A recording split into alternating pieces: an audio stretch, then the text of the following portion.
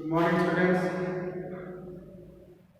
We have to discuss about the properties of water. Some properties we already discussed, like the nature of water, which is odorless, colorless, and tasteless.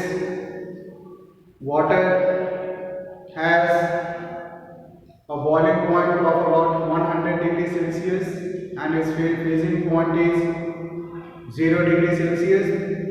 But we can change the boiling point and the freezing point by adding impurity to water. And at the same time, we also studied about anomalous expansion of water.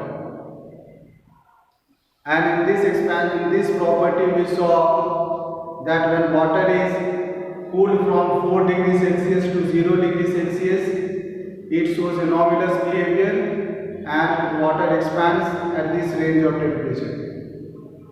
Now we are going to see some more properties of water, and we can start with the latent heat of fusion of ice.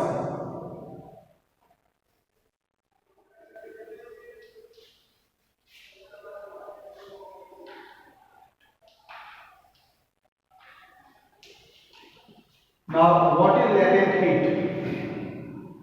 Latent heat is the amount of heat energy required to change the state of a body without any change in temperature. That is, when we heat the substance, normally we find that there is change in the temperature also. But during the melting point and boiling point, it is found that there is no change in the temperature at all, even though we continuously supply heat energy to it. So this amount of heat energy supplied to a body in order to change its state without any change in the temperature is called latent heat. Now here we have about the latent heat of fusion of ice. So in terms of fusion of ice, we can define latent heat as the amount of heat energy required to change the body from solid to liquid without any change in temperature. And the value of latent heat of fusion of ice is 336 joule per gram. Which means to say that when 1 gram of ice is to be melted, the amount of heat energy given to ice should be 336 joule at 0 degrees Celsius. Because it is at 0 degrees Celsius only that there will be melting of the ice, and this is the amount of heat energy that every 1 gram of ice is going to absorb to change into water. Now the reverse is also true, that when water is converted into ice, that is when freezing of water takes place, every 1 gram of water will be releasing 336 joule.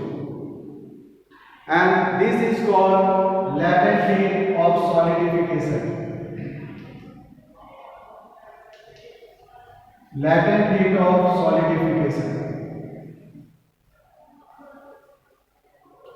where every 1 gram of water will be releasing 336 joule to get frozen into ice or to change into ice. And it is because of such a high latent heat of solidification that we find lakes and rivers do not freeze suddenly. We have the next property, which is latent heat of vaporization of water.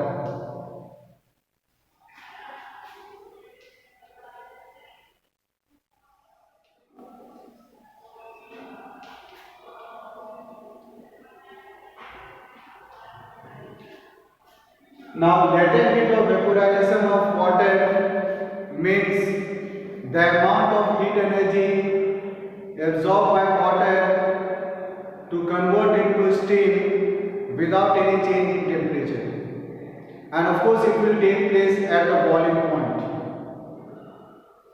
So, and it is found that around 2260, that is 2260 joule per gram of water will absorb in order to convert into steam at 100 degrees Celsius. Again, the reverse is also true. The same amount of energy will also be released during the condensation process, that is when steam will be condensed to water, and this is called latent heat of condensation. This is called latent heat of condensation.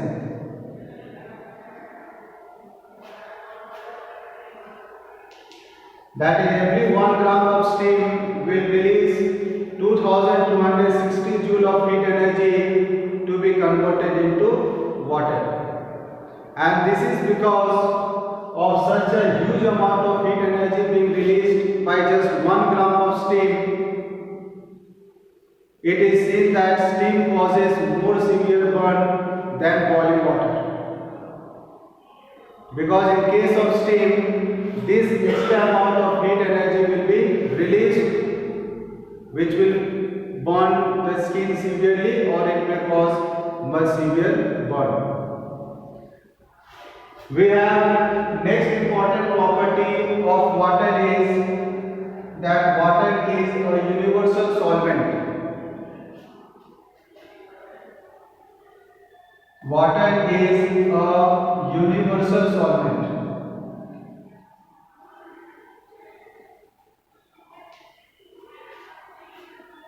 Now, what is the reason that water is a universal solvent? Solvent, you know, that one which can dissolve substances into it. Water is called a universal solvent because it dissolves wide range of substances available in the nature, and no other solvent can dissolve such a variety of substance as water does. It can dissolve acid, it can dissolve base, it can dissolve various salts, it can dissolve organic compounds. No, there is no such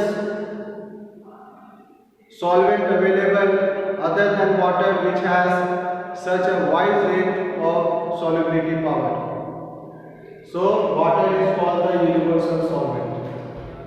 And to check the solubility of water,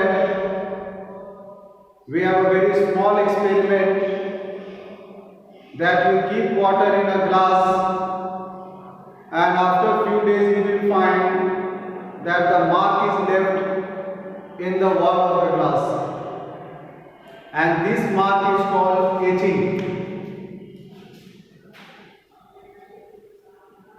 Etching. And this is due to the solubility of some glass particles into water. So we can find that even glass particles may also dissolve in water when it is kept for a long time in it. So we find small marking is left in the wall of the glass due to the solubility of the glass particles in water.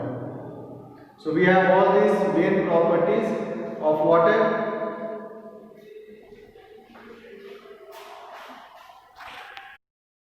So we have seen to what extent water can dissolve. Apart from these solid things that can be dissolved in water, water can also dissolve gases. We find carbon dioxide gas or oxygen gas dissolved in water is due to the solubility power of water. So next class we will discuss something more about water. Thank you.